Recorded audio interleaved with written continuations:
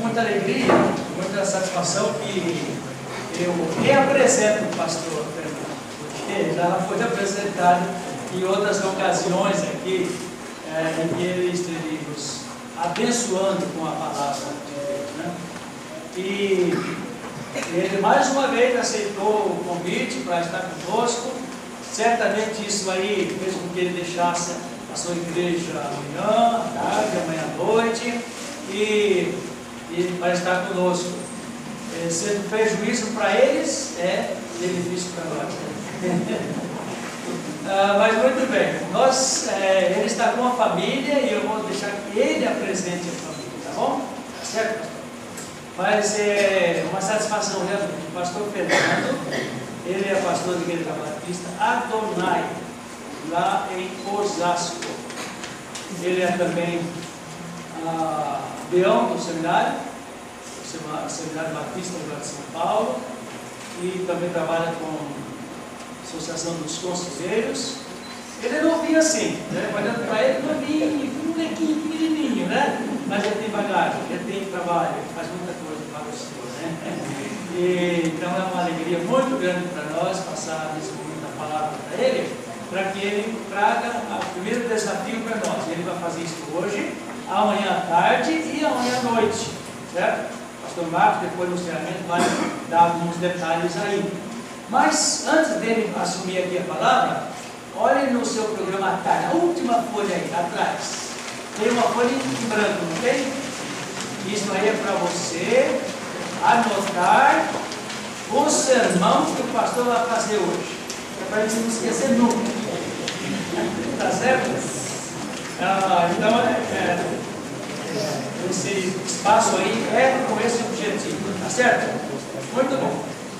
Vamos então, nesse momento, sem delongar, entregar o púlpito da igreja para o pastor, para que ele traga assim a palavra do Senhor para nós. Cuida da gente. Deus abençoe.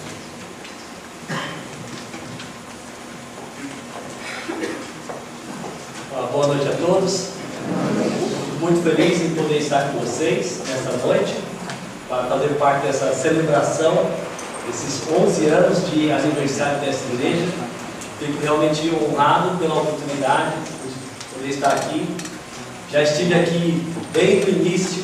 Eu lembro quando o pastor Alceu veio para cá iniciar o trabalho, assumir esse ministério. E aí então assisti cultos ali na frente ainda, depois mais tarde veio para cá, preguei lá, depois aqui. A última vez bem recente, no encontro de casais, estivemos aqui com alguns irmãos. Foi muito bom estar aqui com vocês. Como o pastor Alceu disse, estou aqui com a minha família. Então está a minha esposa Miriam, também a Fernanda e ali ao lado, tem que ficar em pé, senão o pessoal não vê assim. E o Davi. Então está ali a Miriam, a Fernanda, o Davi. A Fernanda tem esse nome e ninguém acredita às vezes, né? Mas foi insistência da minha esposa. E aí prontamente eu aceitei. E aí o Davi não é só Davi, você tem que saber que é Davi Fernanda. E também foi porque ela quis. E eu aceitei, né? Não estou aqui apenas a minha esposa e meus filhos, estão também aqui acompanhando a gente, que é também um grande privilégio. Estão aqui meu sogro, minha sogra, né? Quem quiser saber onde que a filha dela estava aí então, o pastor Joaquim, irmã Vera, e o cunhado veio ali. Disse que o cunhado não é família, mas tá lá. E o pastor Alceu foi no casamento deles, o pastor Joaquim com a irmã Vera, e celebrou o meu casamento. E as bodas de prata do pastor Joaquim e a irmã Vera. E a primeira tem 11 anos, mas se tiver na idade aí, né, pastor, vai fazer 3 gerações, vai ser uma beleza. E também são meus pais, que o Francisco, a Cleide, então, aqui com a gente, e a minha sobrinha, que é maior do que eu já, que é a Laís. Estão conosco. Então aí família representada dos dois lados, né? E quando eu fui me casar, eu me casei com 20 anos de idade, e aí meu pai teve que ir lá para assinar no cartório, porque ele não podia, né? Não tinha 21 ainda. Mas logo depois de um mês, mesmo de um mês eu estava com 21, Então casamos em 97. E Deus tem nos abençoado desde então, como família. Muito bem, fico feliz de poder estar com vocês e nós vamos trabalhar com o tema a supremacia espiritual da igreja. A igreja aqui está aniversariando. A igreja, Vila Batista Esperança da Tua Fé, está completando então seu 11º ano de existência. Quando nós pensamos em aniversário de igreja, não podemos esquecer de quem está aniversariando, então, de certa forma, são os irmãos. Os irmãos, as irmãs que aqui se reúnem e que completam mais um ano de vida juntos. Por quê? Porque a igreja é uma assembleia, igreja é uma congregação, igreja é um grupo de pessoas, igreja são vidas salvas pelo Senhor Jesus Cristo. E quando nós lembramos do que disse Jesus em João 6,37, todo aquele que o Pai me dá, esse virá a mim, e o que vem a mim, de modo nenhum o lançarei fora. Com essa afirmação de Jesus, nós já podemos entender um pouco mais do que nós vamos abordar nessa conferência de aniversário, das pregações de hoje e amanhã, que é a superioridade espiritual da igreja, a superioridade absoluta, a supremacia espiritual da igreja. Então, esse versículo, quando Jesus disse, todo aquele que o Pai me dá, mostra que a igreja é um grupo de pessoas entregues pelo Pai a Jesus. Então são pessoas como nós que estamos aqui, que já cremos em Jesus como Salvador, que foram entregues pelo Pai a Jesus, que compõem assim uma igreja. Portanto, nós, para abordarmos esse tema, que é a supremacia espiritual da igreja, vamos ter esse pensamento em mente, e também o que Paulo, o apóstolo Paulo, escreveu aos Coríntios, a primeira carta dele aos Coríntios, especialmente o capítulo 3. Então nós vamos considerar este texto. Abra sua Bíblia, por favor, em 1 Coríntios 3. Nós vamos pensar aqui um pouco mais nesse capítulo. Antes de ler alguns versículos aqui de 1 Coríntios 3, temos algumas preliminares, algumas informações básicas a respeito da carta de Paulo aos Coríntios. Primeiro vamos lembrar que o apóstolo Paulo escreveu aos Coríntios, sendo que esta foi uma igreja que ele mesmo, como missionário, como apóstolo, fundou. Lá em Atos 18, nós vemos que Paulo chegou em Corinto logo após ele ter passado por Atenas. Ele estava na sua segunda viagem missionária e ele chega em Corinto, fica ali por cerca de 1 ano e meio e ali funda a igreja de Corinto. Ali ele encontrou Áquila e Priscila, foram um casal que cooperou com esse início da igreja lá entre os coríntios. Corinto era uma cidade comercial e era uma cidade bastante próspera, importante, uma cidade com grandes edifícios, prédios. Era uma cidade com cultura bastante mundana e idólatra. Tinha muitas dificuldades ali nas questões da sua cultura. Era uma cidade muito pagã. Tinha uma adoração a diversos deuses que não Deus verdadeiro. A imoralidade era uma das marcas daquela cidade. O seu nome se tornou sinônimo de depravação, de libertinagem. Tanto que, aí a parte que eu não gosto desse sermão, é dizer que o verbo corintianizar tem a ver com você se envolver com imoralidades, libertinagens, mas não tem nada a ver com o nome Corinthians que vocês estão vendo hoje. Sei que o pastor Ricardo gostou de saber disso, já lembrar dessas coisas. Quando alguém queria ofender alguém naqueles dias, no contexto do mundo grego, bastava dizer vá para Corinto e já queria dizer muita coisa, porque era uma cidade muito idólatra, muito imoral. Ali tinha um templo dedicado a uma deusa chamada Afrodite, uma deusa que era adorada por 1000 prostitutas. Ali aquelas mulheres, de forma religiosa, se entregavam aos homens que visitavam a cidade, os estrangeiros, também os próprios moradores da cidade. Então era uma questão muito imoral. E outras marcas diversas, a questão de alcoolismo, eram muito presentes e outras coisas parecidas. Enfim, era uma cidade imoral, idólatra, apesar de ser próspera. Agora, com tantas características mundanas, como que uma igreja de Deus, poderia ser estabelecida num local assim? Por que a cidade como essa, uma cidade como essa, poderia ter uma igreja do Senhor? A resposta é: porque a igreja do Senhor é suprema. Porque a igreja do Senhor tem supremacia, tem poder dado pelo Deus Todo-Poderoso para ficar em qualquer lugar, para se estabelecer em qualquer lugar, independente de cultura idólatra e moral e coisas parecidas. A essência da igreja do Senhor Jesus é uma essência espiritual, que faz com que ela possa se estabelecer, ou seja, alcançar vidas em qualquer lugar, e pode transformar vidas, mesmo que elas estejam envolvidas com tantas coisas ruins e morais como era a questão em Corinto. Por isso que nós podemos ver logo no capítulo 1 de aos Coríntios, capítulo 1, versículo 2, a direção que Paulo dá a essa epístola. Ele diz: a igreja de Deus que está em Corinto, aos santificados em Cristo Jesus, chamados para ser santos, com todos que estão em todo lugar, invocam o nome do nosso Senhor Jesus Cristo, Senhor deles e nosso. Perceba então, como Paulo diz, a igreja de Deus que está em Corinto, aos santificados. Não importa então qual seja a cidade, Deus tem a sua igreja aonde Ele quer, porque ela é suprema, ela tem supremacia perante qualquer dificuldade que o mundo possa colocar. A supremacia espiritual da igreja faz com que a igreja de Deus então se estabeleça em qualquer lugar deste mundo. A instituição divina, ou seja, a igreja, ela é suprema, ela é singular, ela não tem alguma instituição ou algo que possa ser comparado a ela, porque ela é de Cristo. Por que a igreja do Senhor Jesus Cristo então é suprema?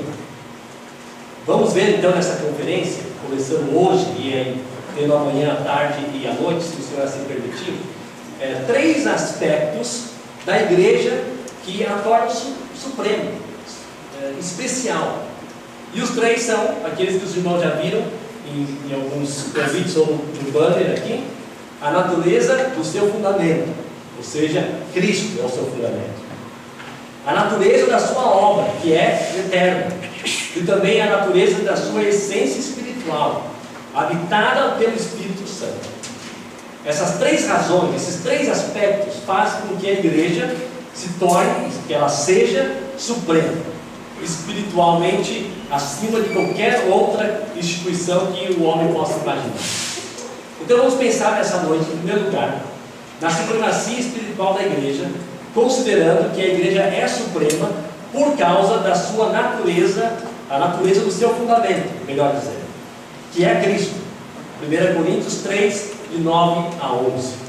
O versículo-chave para essa porção é o versículo 11, 1 Coríntios 3, 11, que diz assim: porque ninguém pode lançar outro fundamento além do que foi posto, o qual é Jesus Cristo. Amém? Eu quero convidar os irmãos para orar mais uma vez, para que aí então possamos seguir deste ponto em diante. Oremos. Pai, nós cremos no Senhor e sabemos que a tua palavra é verdade. Cremos que o Senhor tem uma obra especial para a igreja, porque ela é algo especial neste mundo e para toda a eternidade. Oh Deus, nós somos gratos pelas igrejas locais como esta, que levam a sério a tua palavra e que têm interesse de fazer com que o Senhor seja glorificado. Nós te louvamos por este culto e por esse momento da pregação. O Senhor nos dirija para um bom entendimento da tua palavra e uma boa aplicação para nossas vidas também. No nome do Senhor Jesus nós oramos. Amém. A supremacia espiritual da igreja. Então a instituição divina, igreja, ela é suprema. Ela é por quê? Por causa da natureza de seu fundamento, Cristo, que está declarado no versículo 11. A supremacia espiritual da igreja é então evidenciada por causa dessa natureza, a natureza do seu fundamento, a sua base, o seu alicerce. Em outras palavras, estamos nos referindo ao fundador, entre aspas, da igreja, aquele que idealizou, que a implantou. Logo, Cristo é o fundador, é o fundamento, é o alicerce, é a pedra angular. Não estamos então falando de instituições quaisquer. Não estamos falando de instituições meramente humanas, naturais. Nós estamos falando de uma instituição divina. E não há nada neste mundo que possa ter essas características. Isso só faz dela sobrenatural. Então, quando nós nos envolvemos com uma igreja, estamos nos envolvendo em algo que o Senhor Jesus idealizou e que queria que nós fizéssemos parte. O próprio Senhor Jesus, então, disse, certa vez, lá escrito em Mateus 16, 18, o seguinte: edificarei a minha igreja. E o que? As portas do inferno não prevalecerão contra ela. Às vezes nós olhamos para esse versículo, dá a entender que parece que a igreja está na defensiva, né? E o inferno vem atacando, mas é o contrário. A igreja do Senhor foi edificada por Ele, e as portas do inferno, à medida que a igreja vai avançando, não resistem, não tem como prevalecer. Por isso que a igreja do Senhor pode ser estabelecida em qualquer lugar aonde tenha pecadores, como foi lá em Corinto. Por mais pecadora que seja a cidade, as portas do inferno dali não poderiam resistir o avanço da igreja do Senhor, porque foi a igreja que foi edificada pelo próprio Senhor Jesus. Para refletirmos então sobre a natureza desse fundamento, eu quero convidar os irmãos a pensar comigo em 4 aspectos que estão aqui em 1 Coríntios 3, para nós descrevermos um pouco mais esse fundamento. Para isso, quero mais uma vez que os irmãos venham comigo alguns versículos. 1 Coríntios 3, a partir do versículo 1, eu vou ler, os irmãos vão acompanhar neste momento. Diz assim: eu, porém, irmãos, não vos pude falar como a espirituais, sim como carnais, como crianças em Cristo. Leite vos dei a beber, não vos dei alimento sólido, porque ainda não podia suportá-lo. Nem ainda agora podeis, porque ainda sois carnais. Porquanto, havendo entre vós ciúmes e contendas, não é assim que sois carnais e andais segundo o homem? Versículo 4. Quando, pois, alguém diz: eu sou de Paulo, e outro: eu de Apolo, não é evidente que andais segundo os homens? Quem é Apolo? E quem é Paulo?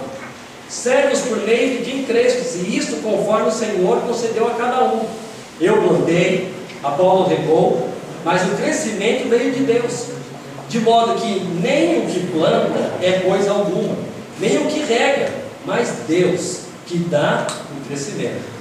Ora, o que planta e o que rega são um, e cada um receberá o seu galardão, segundo o seu próprio trabalho. Porque de Deus somos cooperadores, lavoura de Deus, edifício de Deus, sois vós. Amém? Podemos ver então aqui as figuras usadas para descrever a igreja. Vamos ver também aqui os cooperadores, o fundamento e o crescimento. São 4 aspectos aqui para nós falarmos sobre o fundamento da igreja, que é Cristo. Em primeiro lugar, as figuras que descrevem a igreja. No versículo 9, nós já podemos ver que essas figuras estão relacionadas à agricultura e à construção. Os dois termos, as duas figuras são a lavoura de Deus e edifício de Deus. Então, com essas duas figuras, nós somos levados a pensar sobre algumas coisas. Em primeiro lugar, a figura da lavoura, ela se assemelha àquilo que nós encontramos em João 15. Se nós se lembram de João 15, quando Jesus diz que Ele é a videira, o Pai é o agricultor, nós somos os ramos, Ele falando aos discípulos diretamente, né? Vós sois os ramos. Mas ali temos uma figura do que é a igreja. Essa figura enfatiza que a igreja de Deus deve ser dependente unicamente de Deus, deve ser dependente de Cristo. Um ramo que não permanece na videira, ele não tem como crescer, se desenvolver, frutificar. E o Pai está sempre cuidando, podando, trabalhando com a videira para que ela cresça. Logo nós percebemos então a interação entre o Pai, o Filho, ou seja, Deus Pai e Cristo Jesus, com a igreja. E nós somos esses ramos, fazemos parte então dessa videira. Somos a lavoura, como nós vemos aqui. E nessa lavoura, o Pai é o agricultor, o Pai é aquele que cuida, Deus é aquele que cuida da lavoura. Ele é aquele que dá todo o cuidado para que essa lavoura possa ser algo que se desenvolva e dê frutos. Logo, podemos entender que lavoura, sem o seu dono, seu agricultor, não é nada. E assim, nós, sem Deus, não somos nada. Nós, como ramos, sem a videira, não somos nada. Nós, como lavoura, sem o cuidado de Deus, não somos nada. Isso mostra o que é uma igreja. Isso mostra, irmãos, que nós, crentes, precisamos diariamente desenvolver cada vez mais dependência de Deus. Igreja não é igreja se ela não depende de Deus em todas as suas áreas, todo o seu funcionamento, todos os seus aspectos de igreja. Precisamos permanecer na videira que é Cristo, para termos condições de dar frutos e ter sentido de vida. Nós não temos motivo de vida, não temos sentido de vida, nós não temos razão de existência se não for ligado a Deus e a Cristo. Por isso, é estranho ouvir de alguns crentes às vezes, né? Eu não tenho razão de viver. Eu não sei porque eu estou aqui nesse mundo. Eu sinto tanta tristeza às vezes no meu coração. Deveria entender que o nosso motivo de vida é estar fundamentado em Cristo. E assim, vamos ter toda a alegria que precisamos. Não há circunstância ou problema que vai nos afastar dessa razão de existência. Firmes em Cristo, para frutificar para o Senhor. Essa é a figura da lavoura. Nós também temos a figura do edifício, que nos faz considerar algumas passagens, como de Efésios 2, 19 e 22, também 1 Pedro. São referências ao edifício, que é a igreja, que está sendo edificada. Essa figura, a partir de 1 Pedro 2,5, a gente pode ler junto esse versículo. 1 Pedro 2,5 vai aparecer aqui. Vamos lá. Diz assim, vamos ler? Também vós mesmos, como pedras que vivem, sois edificados casa espiritual. Aqui é uma parte do texto, mas 1 Pedro 2,5 nos leva aqui a entender que somos pedras vivas, ou seja, partes de um edifício, partes de uma construção. Se a lavoura dá a ideia de dependência, a figura de edifício nos ensina que cada parte é importante na vida coletiva de uma igreja. Você é uma pedra viva, você é uma parte desse edifício, e cada pedra é de fundamental importância para que o edifício seja edificado, que tenha desenvolvimento, que cresça. Cada pedra tem que ser bem alinhada, bem justificada, melhor, ajustada. Se não for assim, não cresce.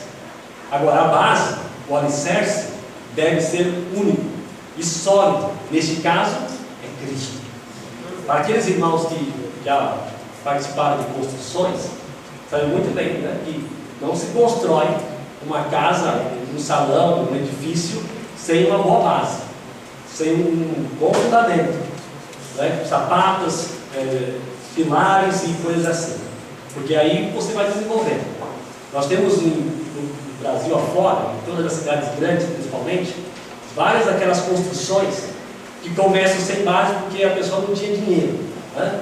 Era o que tinha, começa ali com uma construçãozinha rápida, e aí vem as chuvas, vem as enchentes de São Paulo, daqui a pouco está, né, tudo vindo de novo, e aí os nossos governantes vão dizer, mas foi muita chuva, ninguém esperava e tal, e um monte de coisa assim.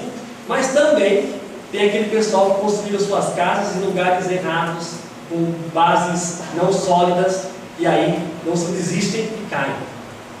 É da mesma forma a vida de uma pessoa que não está edificada em Cristo. Ela não tem base, não tem segurança. Com uma tribulação qualquer, uma tempestade, pode cair. Agora, fazendo a aplicação mais uma vez para a figura de igreja, irmãos, todos nós somos uma parte dessa igreja. A igreja do Senhor no todo, mas igrejas locais também. Você é membro aqui, você tem a sua parte. Você é membro de uma outra igreja, você tem uma parte lá. E você tem que entender bem isso, que é uma figura que Deus coloca. A figura de Deus também, ou melhor, a palavra de Deus também apresenta outras figuras para a igreja. Como a noiva de Cristo, em Efésios, em Apocalipse, como o corpo de Cristo, em 1 Coríntios 12.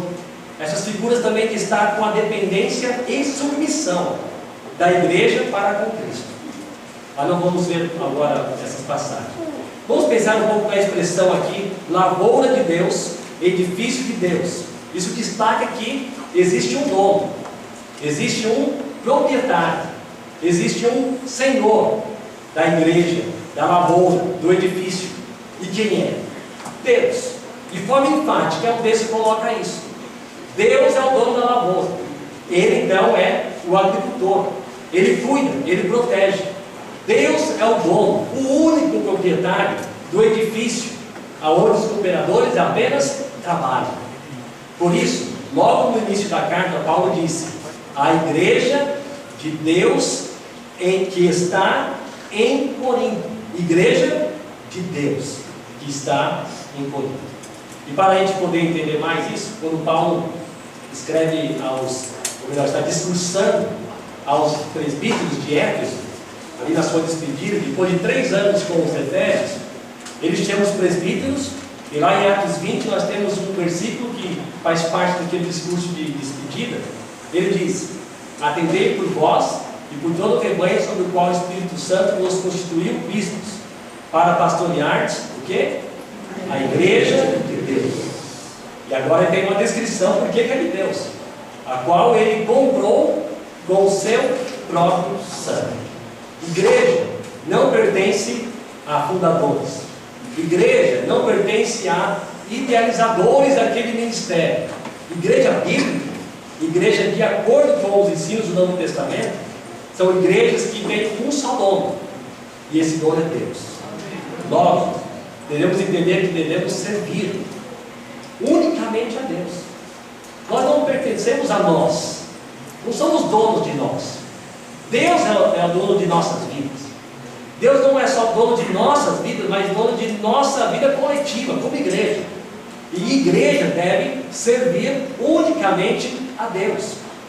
Devemos então, ao entender que Deus é o dono de nossa vida, de nossa igreja, devemos também viver em santidade, pois pertencemos a um Deus santo, pertencemos a Ele, e essa compreensão de que Ele é dono de nossa vida deve nos levar a uma santidade.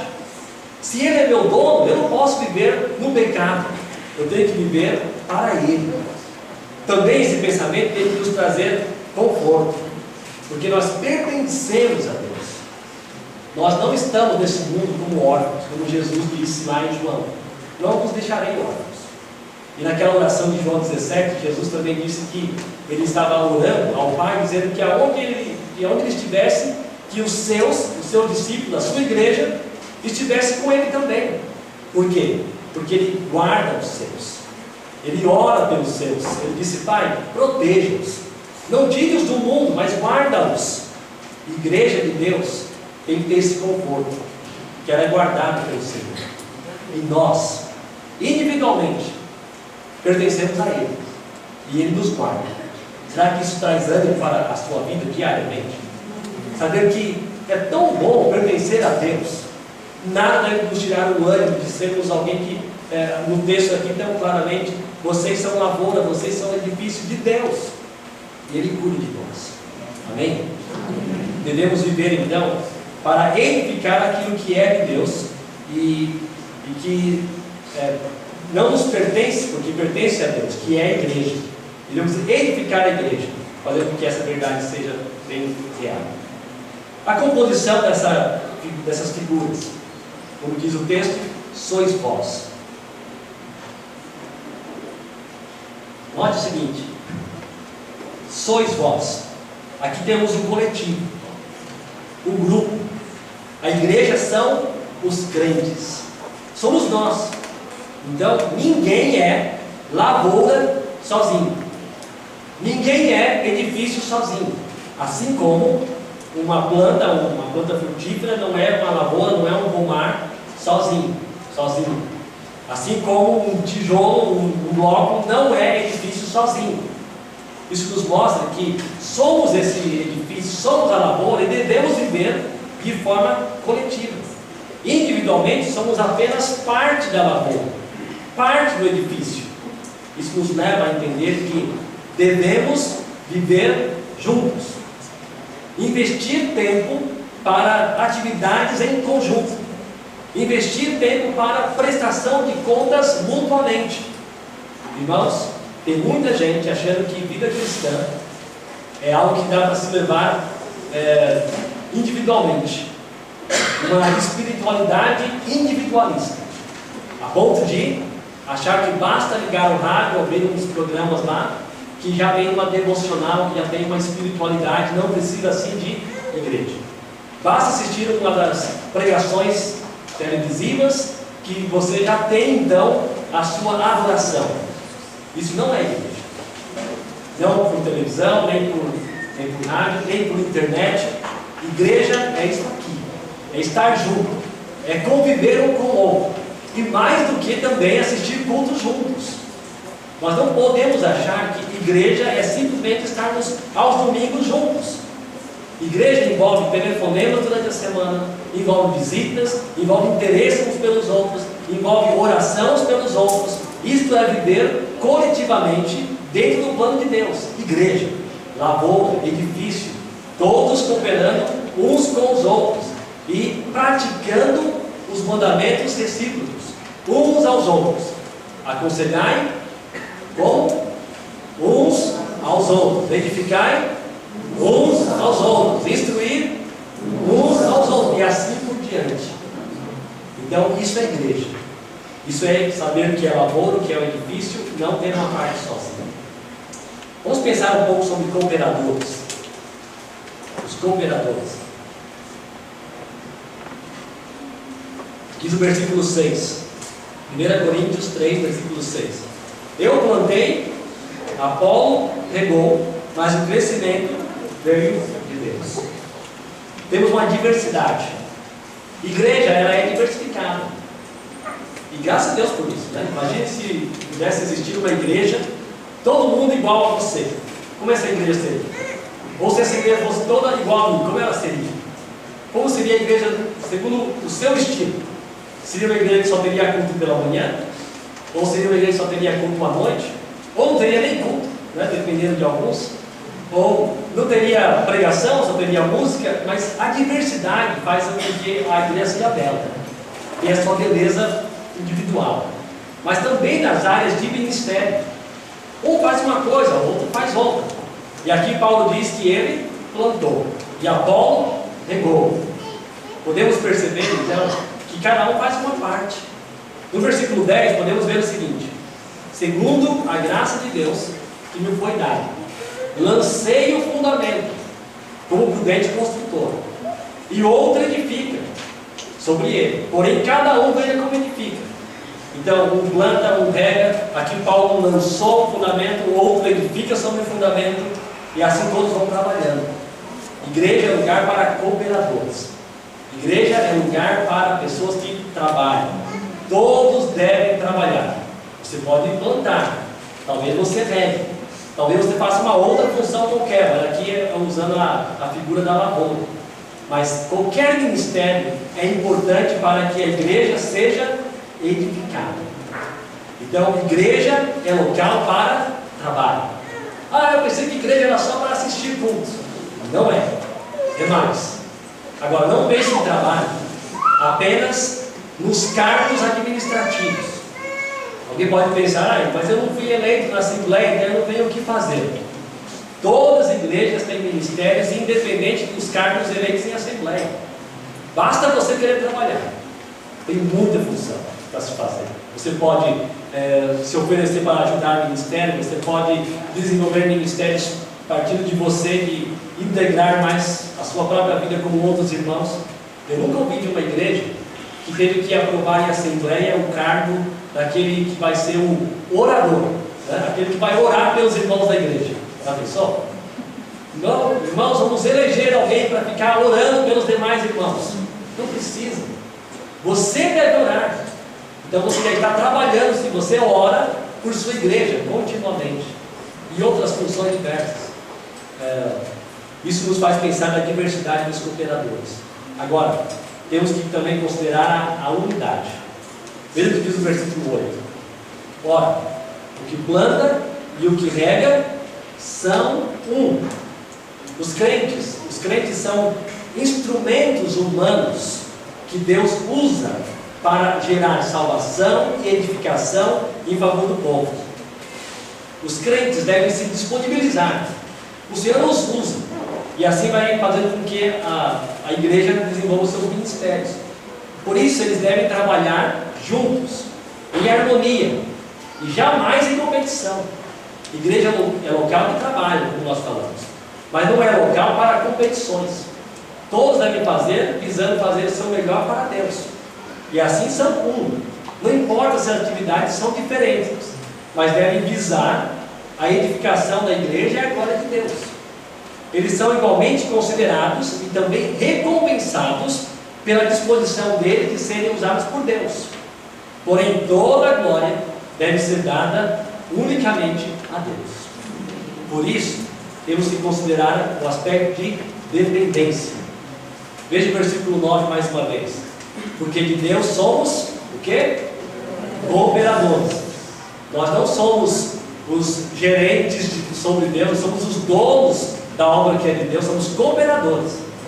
O versículo 10 diz assim: segundo a graça de Deus que me foi dada. A graça que foi dada. Então é Deus que é, acima de tudo, o dono, o proprietário, o que cuida da lavoura, e é Ele então que concede habilidades e dons, graça para os seus trabalharem. Então nós temos que ser dependentes do dono da lavoura, do dono do edifício, para sermos bons cooperadores. Precisamos desenvolver sempre em nossos corações, nosso espírito, aquela tendência de ser mais e mais dependentes do Senhor. Todos os trabalhos são instrumentos, ou melhor, todos os trabalhadores, todos os cooperadores são instrumentos nas mãos de Deus. Agora, mais uma vez, tem a ênfase na igualdade entre estes trabalhadores. Os homens são apenas cooperadores. Deus é o único responsável pela obra dele. Por isso, humildade tem que ser algo que é importante para nós também. Veja o versículo 5. Quem é Apolo? Quem é Paulo? Servos por meio de quem crestes. E isso conforme o Senhor concedeu a cada um. Então são o quê? Servos. Paulo, Apolo, Pedro, que não foi citado nessa parte, mas em outras, e qualquer outro trabalhador, especialmente fazendo a consideração aqui aos evangelistas, aos pastores e mestres, aos principais líderes da igreja, mas também de forma secundária a qualquer outro que trabalha para a edificação da igreja, são o quê? São servos. Por isso, seja qual for a pessoa, seja qual for o cargo, seja qual for a função, seja qual for o ministério, nada disso pode fazer com que a pessoa se orgulhe. Ela tem que entender que ela é um mero servo e trabalha porque o Senhor o capacitou assim. E aí temos que lembrar mais ou menos da diversidade, um faz uma coisa, um faz outra, todo mundo em unidade, na dependência, e isso tem que desenvolver humildade. Veja o versículo 7. De modo que nem o que planta é alguma coisa, nem o que rega. Não é nada, para usar em outras palavras, né? O que planta, o que rega, o que faz outra coisa, não é nada. Por quê? Porque não é nada, porque a lavoura pertence a Deus. Porque o edifício pertence a Deus. Porque a igreja pertence a Deus. Eu, você, não somos nada em relação a essa questão de posse. Não somos nada. Porém, mesmo os líderes sendo servos, mesmo os ministros sendo servos, eles devem trabalhar muito para mostrar que realmente são humildes naquilo que estão fazendo. Entendendo que o Senhor concedeu a cada um, como diz o versículo aqui, uma capacidade. Sendo assim, não há lugar para a glória humana. Não há lugar. Da mesma forma, todos os crentes devem trabalhar, devem servir, devem reconhecer que suas capacidades vêm unicamente de Jesus. E assim podemos desenvolver mais humildade. Amanhã vamos falar um pouco mais sobre essa questão de trabalho. Então, vamos agora para o aspecto aqui de fundamento. Veja o versículo 10 mais uma vez. Segundo a graça de Deus que me foi dada, lancei o fundamento como prudente construtor, e outro edifica sobre ele. Porém, cada um veja como edifica. E o versículo 11: porque ninguém pode lançar outro fundamento, além do que já foi posto, o qual é Jesus Cristo. Agora, veja a expressão aqui, prudente construtor, no versículo 10. Paulo diz que ele é um prudente construtor. Ele é um cooperador. Ele é um servo. Mas não quer dizer que por ser meramente um cooperador ou meramente um servo, que a tarefa vai ser feita de qualquer forma. Ele é um prudente construtor. Ele não projetava o fundamento, ele não criava o fundamento, ele só lançava aquilo que ele já tinha que fazer. Aqui nós temos a referência que Paulo diz em 1 Coríntios 2,2, que ele, como missionário, como apóstolo, ele decidiu pregar unicamente a Cristo, porque decidi nada saber entre vós, senão a Jesus Cristo e este crucificado. O fundamento de uma igreja é Cristo, e isso tem que se tornar com a verdade por meio daquilo que é pregado. E Cristo tem que ser a essência da mensagem. Cristo crucificado deve ser a essência da mensagem anunciada, as boas novas, e assim por diante.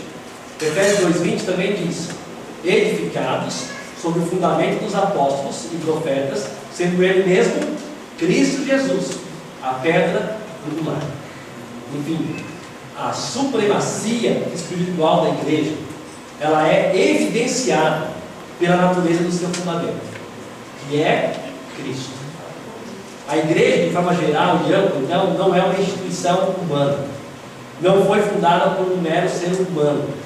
Não é uma instituição fundada por um mártir, por um profeta, por um filósofo, por um mestre. A igreja foi fundada, idealizada, edificada pelo próprio Senhor Jesus Cristo. Sendo assim, a igreja é do Senhor Jesus. Ele é o seu fundamento. Por isso, as igrejas locais, as igrejas genuinamente bíblicas, devem valorizar esse fundamento de forma prática. Igreja e nós individualmente. Por isso eu quero dizer o seguinte: será que temos valorizado as pregações que realmente falam da palavra de Deus? Temos que ser bastante sensíveis às mensagens e entender que, mais uma vez, por televisão, por rádio, por internet, a gente pode ver um monte de sermão. E tem um monte de pastor por aí que tem um pastor que é o seu co-pastor, né, na televisão. Prega-se na igreja e o pessoal ouve também lá e tal. E aí, às vezes, vem lá os comentários: aquele sermão que eu ouvi fulano e tal foi tão bom. Aí, às vezes, né, na liderança da igreja, eu fico preocupado. Porque será que o povo está usando os critérios corretos para dizer o que é um bom sermão? Para dizer o que é uma boa pregação? Se a pregação não fala de Cristo, se a pregação não fala de Jesus, se não fala das boas novas, se não expõe a palavra de Deus, não tem como ser uma pregação cristocêntrica. Não tem como ser uma mensagem que fala de Jesus crucificado. Tem muita palestra por aí, tem muita mensagem de autoajuda, tem muitas dicas de como você tentar ser rico ou ser bem sucedido nos seus empreendimentos. Mas isso aí você pode ouvir em várias palestras, né, de empresas especializadas. Talvez vai ser bem melhor, né? Mas pregação bíblica, que tem o alvo de falar sobre Cristo e sobre a obra de Cristo, é esse tipo de mensagem que devemos valorizar. Igrejas são igrejas fundamentadas em Cristo quando fazem isso. Não tendo também líderes, ou seja, igrejas bíblicas são aquelas que não têm líderes humanos como seus donos ou proprietários. E mais uma vez, tem um monte de igreja por aí que tem donos, né? Que fulano de tal é o dono, ele passa a franquia para outros. Mas a igreja bíblica não é assim. É uma igreja que os irmãos, como igreja, como membros, decidem o futuro da igreja, biblicamente. Dirigidas por homens que Deus tem dado a dirigi-los. Mas sabe que às vezes no nosso meio mesmo, de pessoas que são de origens de igrejas bíblicas congregacionais, assim, de ter decisões em assembleia, também tem aqueles que pensam ser donos. Também tem aqueles que pensam ser proprietários. Porque eu fundei, porque meu pai fundou a igreja, e isso não pode ser assim, porque eu faço isso, aquilo, outro. Não, esse pastor não pode fazer isso ou aquilo. Esses irmãos estão errados por isso e aquilo, outro. E às vezes são tudo coisas aí baseadas somente em tradições e gostos e preferências e não na palavra. E também devemos entender que como igreja fundamentada em Cristo, não podemos causar contendas entre os membros da igreja. E também devemos valorizar tudo aquilo que o Senhor Jesus ensinou. Como diz Mateus 28:20, ensinando-vos a guardar todas as coisas que vos tenho ordenado. Por último, o crescimento. Veja o versículo 5. Servos por meio de quem crestes, e isso conforme o Senhor concedeu a cada um.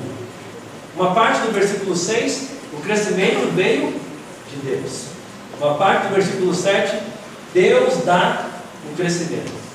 Então perceba que uma igreja que tem como fundamento Cristo não vai crescer simplesmente nas estratégias humanas, baseadas nas estratégias humanas. Pode até crescer no sentido de ter mais frequentadores, ter mais pessoas chegando aos cultos e às suas reuniões. Mas o aspecto que Deus considera para avaliar uma igreja vai muito além do número. E é Deus quem dá o crescimento. A salvação, então, é uma obra da graça de Deus. Por causa disso, somente Deus é o principal responsável pelo sucesso do ministério cristão. Igrejas não podem chamar para si com orgulho: olha o que estamos fazendo, sigam nossos passos e vocês também serão igrejas bem-sucedidas. A igreja tem que entender que se ela cresce, ela está crescendo de uma forma que Deus quer que ela cresça.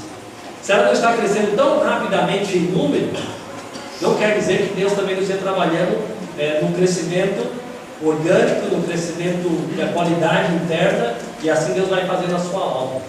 Mas o crescimento vem de Deus. Atos 2,47 diz assim: louvando a Deus e contando com a simpatia de todo o povo, ou seja, aquela igreja primitiva, a primeira igreja pioneira, quando fazia isso, enquanto isso, acrescentava-lhes o Senhor dia a dia os que iam sendo salvos. O crescimento vem do Senhor. A igreja, ela tem a sua supremacia por causa desse fundamento, que é Cristo. E por isso, nós temos que lembrar que as figuras, lavoura, edifício, corpo, noiva, ou qualquer outra figura dada à igreja, ensinam a nós a dependência do nosso Senhor Jesus. Mostram a nossa submissão ao Senhor Jesus. Mostram o cuidado de Deus para com a sua igreja, para com a sua lavoura, seu edifício. Podemos lembrar que nós somos cooperadores. Devemos ser servos, edificar sobre este fundamento que é Cristo. Mas devemos trabalhar.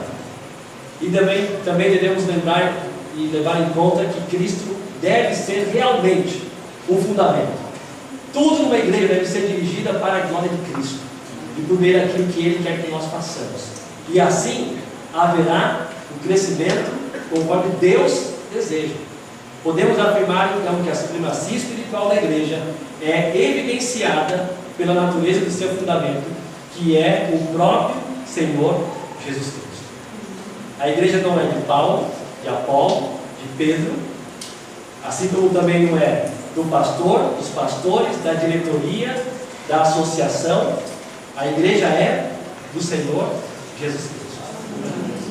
Todos esses órgãos e pessoas podem cooperar muito, porque são cooperadores. Mas temos que fazer tudo para a glória de Deus, com o nosso esforço, com a nossa dedicação. Por isso que amanhã vamos pensar sobre a obra da igreja. Como devemos fazer? Como devemos nos empenhar? E isso era a parte da tarde. E à noite vamos pensar também sobre essa marca da espiritualidade, a habitação pelo Espírito Santo. Estou terminando fazer esse comercial para você vir amanhã, né? Para estar conosco e pensarmos mais sobre isso. Deus nos abençoe com essas palavras. Amém? Vamos orar. Senhor, obrigado por tua palavra, pois é dela que nós podemos tirar os princípios para nossas vidas e para a igreja do Senhor.